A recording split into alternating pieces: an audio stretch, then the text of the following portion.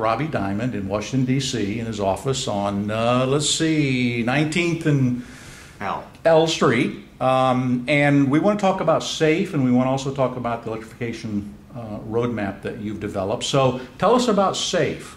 First, I just want to let you know that you're very privileged for you to know our location. Usually we try to keep that secret. We could always edit that out. I'm just joking. I'm totally joking.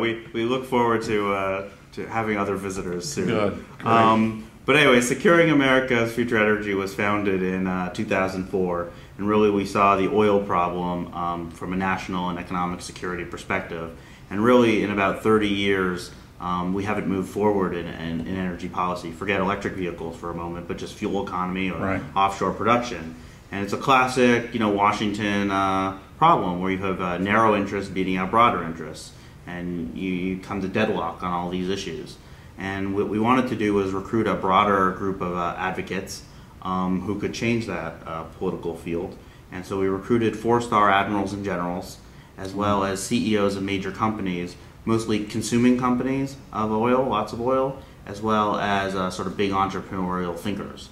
And so ultimately we started working with Fred Smith of FedEx, the CEO, chairman, and president of FedEx, and General P.X. Kelly, the 28th Commandant of the Marine Corps, and formed a group within Securing America's Future Energy called the Energy Security Leadership Council, and been working on very specific policies to reduce that oil dependence for the economic and national security reasons. So what's your background? What got you involved in becoming concerned about this? I've always been a student of foreign policy. That's where my degree is in international relations. And clearly, one in 2004 could see the really concerning situation where we had a growing demand from India and China at a rapid rate of oil needs, as well as unstable supplies around the world, with 90% of oil and natural gas reserves owned by national oil companies. And from a national security perspective, thinking about the military, diplomatic, and foreign policy consequences for the United States, really wanted to change what had been 30 years, I think, of stagnant policy, particularly in oil, where we had an increased fuel economy or done very little on the supply side. And that's what started the organization, and that's why we founded it. Okay, so you've got business leaders like Fred Smith, you've got 4-star admirals and Marine Corps generals and things like that. How do you decide what is good policy in terms of the national good? Obviously, you're going to, I think, probably have many different opinions among that group of people that are part of the group. So how do you decide what is good policy? I mean, we have a team of policy experts here. We tend to want to begin from a non-ideological approach, and we basically look at oil growth in the United States and what different solutions would do in order to stop that oil growth and ultimately to reduce the oil intensity of the U.S. economy. How much oil we use, how much oil we need per dollar per barrel, like how much GDP we create. So what's so amazing is from the 1970s to the 1990s, we actually have the oil intensity of the U.S. economy. So we got double the amount of GDP per barrel of oil.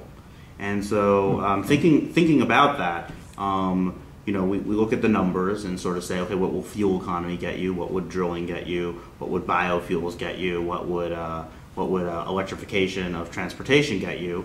And really looking at where the technology is and trying to come up with what we believe is the most market-friendly, sane, rational plan. Republicans tend to like us because we're willing to say that more energy is ultimately needed in the interim years from a balance of payments. Domestic energy and production can be a good thing. But Democrats tend to like us because we say that there's no free market for oil. 90% of oil and natural gas reserves are owned by national oil companies. Right. And so ultimately it's not a free market. The price might be determined on a free market of traders, but the supply is clearly not. So we really just look at the numbers and think about the United States and where we are and where the technology is on each of these, and try to make the best sound, rational sort of policy proposals that tries as much as possible not to pick winners, but ultimately takes us in a certain direction. So why, you came up with this electrification roadmap as part of this Electrification Coalition. Why an electrification roadmap and not a natural gas roadmap a la Pickens or a biofuels roadmap, a la the previous administration? Why the electrification roadmap? So just to step back for a moment, the first thing we did was propose fuel economy standards for the country, and in 2006 put out a report, and its first chapter was all about reducing, increasing the fuel economy of the United States, and that happened in 3 decades. And we were very involved in helping to get that passed, and really believe that that is an essential element ultimately both driving new technology into the vehicle space, as well as making sure that we're using our resources as efficiently as possible now. But that is not going to solve our problems. Ultimately, you're part of an oil market, and the lowest cost producer tends to be Saudi Arabia. So getting beyond the fuel economy, we looked at all the possible solutions out there, and just felt that electrification, both from the benefit side and from the cost side, offered you what you needed from an energy security. So to take a moment and look at that, really it's the diversity of fuel supplies in the electricity sector that set it apart from every other solution. We produce electricity using coal, nuclear, wind, solar, natural gas, and the ability to switch those fuels really sets this apart as being something different than everything else. Really our dependence on oil, which is principally in the transportation sector. 94% of our transportation sector relies on oil with no other substitutes. So using electrons and how you produce those electrons and having diverse fuels to do that is really the holy grail of national security. Besides that, it's of course domestic, much more stable in price, and can be cleaner. It's cleaner now than the internal combustion engine, even using an old coal-fired plant, but will get cleaner over time, as we change our generation.